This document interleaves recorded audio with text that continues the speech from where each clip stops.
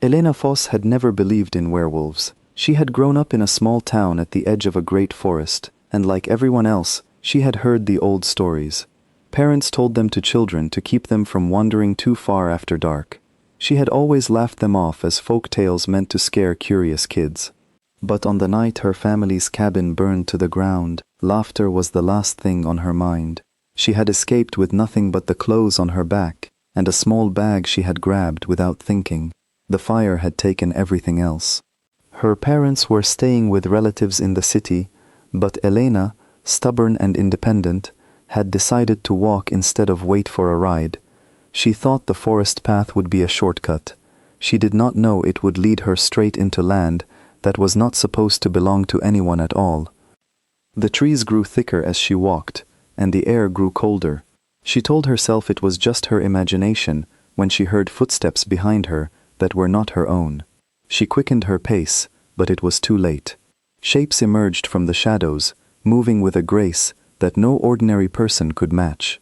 Before she could scream, hands gripped her arms and pulled her forward. "Trespasser," a voice growled, "on sacred ground." Elena tried to explain that she had not known, that she was only looking for a way home, but no one seemed to care. She was dragged through the trees until the forest opened into a wide clearing. Dozens of eyes turned toward her, some curious, some hostile. She had stumbled, without knowing it, into the heart of the Ashwood pack. At the center of the gathering stood a tall man, with sharp eyes and an even sharper smile. His name was Marcus, and in the absence of the true leader, he had taken charge of the pack's affairs. He looked at Elena the way a hunter looks at prey that has wandered too close. "A human," he said, circling her slowly, wandering onto packland in the middle of the night. "Do you know what that means?" Elena shook her head, her heart pounding so hard she was sure everyone could hear it. "I didn't know this was anyone's land. I'm sorry, I just want to go home." Marcus laughed, and the sound sent a chill through the crowd. "Home. She wants to go home." He turned to the pack members surrounding them. "She trespassed on sacred ground, and now she wants us to simply let her walk away?" The crowd murmured in agreement with him, though a few faces looked uncertain, even sympathetic, but no one dared speak against Marcus. His word had become law since the Alpha King disappeared years ago, and no one had seen or heard from him since. "You will learn respect," Marcus said, his voice dropping low. "Kneel." Elena's whole body went cold. "What?" "Kneel," he repeated, "before the pack. It is the only way to show you understand your place." She looked around at the circle of faces, searching for someone, and Jon, who might help her, but all she found were eyes that refused to meet hers, and shadows that seemed to close in tighter with every second. Fear told her to run, but her legs would not move. Pride told her to refuse, but the hands on her shoulders pressed down with a strength she could not fight. Slowly, Elena sank to her knees on the cold earth. The pack began to murmur again, some in satisfaction, some in discomfort. Marcus walked around her slowly, savoring the moment. "This is what happens," he announced to the crowd, "when outsiders forget their place. Let this be a lesson to anyone who thinks pack law can be broken without consequence." Elena knelt there, humiliated and shaking, but she refused to cry.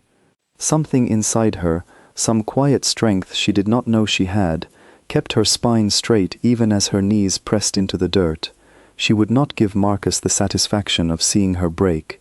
Just as Marcus raised his hand, perhaps to mark her in some way that would seal her fate, a strange silence fell over the clearing. It was not the silence of fear, but the silence of recognition. One by one, the pack members turned their heads toward the edge of the trees, and one by one, they lowered their eyes and bowed. Marcus froze, his hand still raised. "That's impossible," he whispered. A man stepped out from the shadows of the forest, and the moment he did, the air itself seemed to change. He walked with the quiet confidence of someone who had never needed to prove his strength, because everyone around him already knew it. His eyes were dark and steady, and when they landed on the scene before him, something in his expression hardened. "Cale," someone in the crowd breathed, as if saying his name too loudly might make him disappear again. Cale Draven, the Alpha King, had returned. For years, the pack had believed he was gone for good, lost somewhere beyond the borders of their land, perhaps even dead. His sudden appearance sent a wave of shock through the clearing, but nothing compared to the shock on Marcus's face. The man who had ruled in his absence now looked like a child caught in the middle of a lie. Cale's gaze moved from Marcus to the trembling woman kneeling in the dirt. Something flickered across his face, something the pack had never seen from their king before. He crossed the clearing in a few long strides and knelt down in front of Elena, ignoring the stunned silence around them. "Look at me," he said softly. Elena lifted her eyes, expecting to see the same coldness she had seen in every other face that night. Instead, she found something gentle, something that made the fear in her chest ease, just slightly. "You do not belong on your knees," Cale said. He reached out and took her hand, and the moment their skin touched, a strange warmth spread through her, as if something deep inside her had been waiting for exactly this. She did not understand it, but she felt it all the same. He rose, still holding her hand, and helped her to her feet in front of the entire pack. Gasps rippled through the crowd. No one had ever seen the Alpha King touch a human, let alone lift one from the ground with such care. "Explain this," Cale said, turning to Marcus, his voice calm but carrying an edge that made the air feel heavier. Marcus straightened, trying to recover his composure. "She trespassed on sacred land. Pack law demands." "Pack law," Cale interrupted, "does not demand cruelty toward the innocent. It demands justice. Tell me, Marcus, did you ask her why she was here before you decided to humiliate her in front of everyone?" Marcus hesitated, and that hesitation was answer enough. "I didn't think so," Cale said. He turned to Elena. "Why were you on this land?" Elena's voice trembled, but she found the courage to speak. "My family's cabin burned down tonight. I was trying to find a way home. I didn't know this was pack territory. I'm sorry if I did something wrong, but I meant no harm." A murmur passed through the crowd again, this time softer, more sympathetic. Even those who had stayed silent before now looked at Marcus with new eyes, seeing clearly for the first time how far he had let his power go. Cale looked back at Marcus, and his voice grew firm. "You forced a grieving, frightened woman to kneel before this pack for the crime of losing her home. That is not leadership. That is cruelty wearing the mask of law." Marcus opened his mouth to argue, but the look on Cale's face silenced him instantly. "You have led in my absence," Cale continued, "and for that, the pack owes you thanks. But leadership is a responsibility, not a license for cruelty. From this moment, you are removed from your position as Beta. Step back." The clearing fell utterly silent. No one had ever seen a Beta removed so swiftly, so completely, in front of the entire pack. Marcus's face went pale, then red with anger, but he knew better than to challenge the Alpha King in front of everyone who now looked to Cale with renewed loyalty. He stepped back into the crowd, his head lowered, his authority gone in an instant. Cale turned back to Elena, who still stood frozen, unsure of what had just happened or what it meant for her. He studied her for a long moment, as though searching for something he had spent years looking for without knowing it. "You feel it too," he said quietly, not quite a question. Elena did feel something, an inexplicable pull, a warmth that had nothing to do with the fire that had destroyed her home just hours earlier.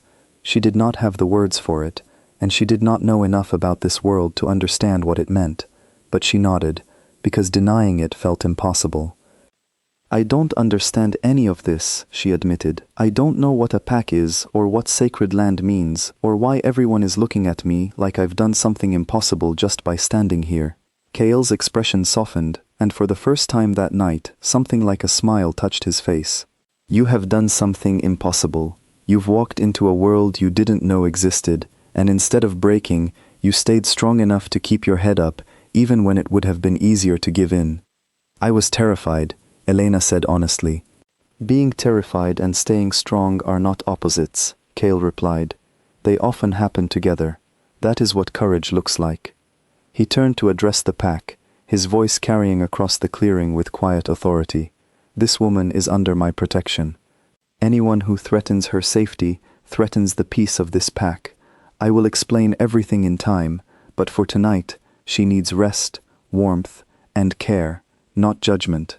The pack, still processing everything that had happened, began to bow their heads in acknowledgement. Whatever confusion or doubt lingered among them, None dared question the Alpha King's decision, especially not after witnessing how swiftly he had dealt with Marcus's cruelty. Kale led Elena away from the clearing, toward a large house at the edge of the territory that served as his home.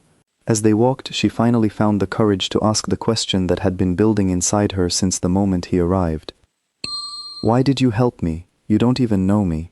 Kale was quiet for a moment, choosing his words carefully.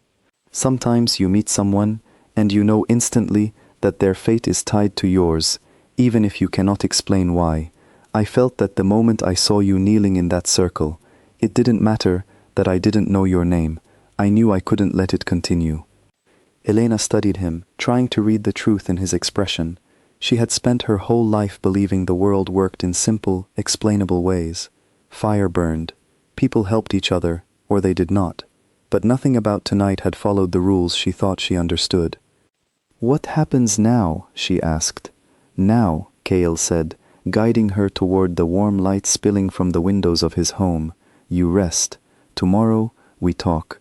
I will answer every question you have, and you will decide what you want from this new world you found yourself in. No one will force you to stay, and no one will force you to kneel again, not while I am here." For the first time since the fire had taken her home, Elena felt something other than fear or grief. She felt, cautiously, the beginning of safety. She did not understand the pack, or the strange warmth she felt whenever Kale was near, or the bond that seemed to have formed between them without her permission. But she understood, somehow, that whatever came next, she would not face it alone. As they stepped through the doorway and out of the cold night air, Elena glanced back one last time at the clearing where she had been forced to kneel just moments before. It already felt like a different lifetime, a version of the night that no longer had the power to define her. Kale noticed her glance and gently squeezed her hand. "That was the last time anyone will make you feel small," he said. "I promise you that." Elena believed him, and for the first time in a long time, she let herself hope that tomorrow might bring something better than the pain she had carried through the fire and into the forest. Whatever this new world held, whatever it meant to be tied to an Alpha King she had met only hours before, she would face it with the same quiet strength that had kept her standing tonight. The door closed behind them, shutting out the cold, and for the first time since the flames had taken everything she knew, Elena Voss felt something steady beneath her feet.